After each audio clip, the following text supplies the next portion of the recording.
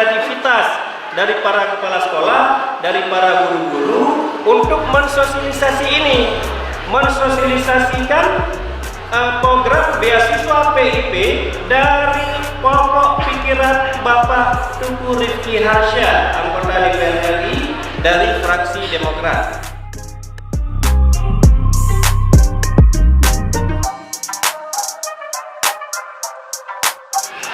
Terima kasih kepada Bapak Zulkarnain yang telah memberikan sepatah dua kata sambutan kepada kita semua.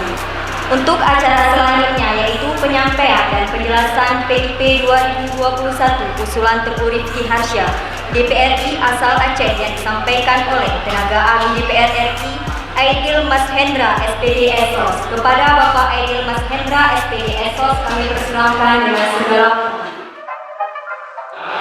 Biaya siswa PIP, PIP-nya singkatan dari Program Indonesia Pintar.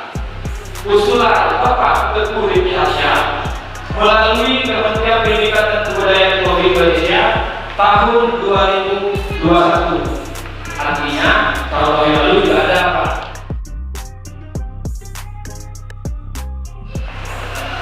Kemudian yang kedua, biaya siswa ini juga mengacu kepada data pokok pendidikan sekolah.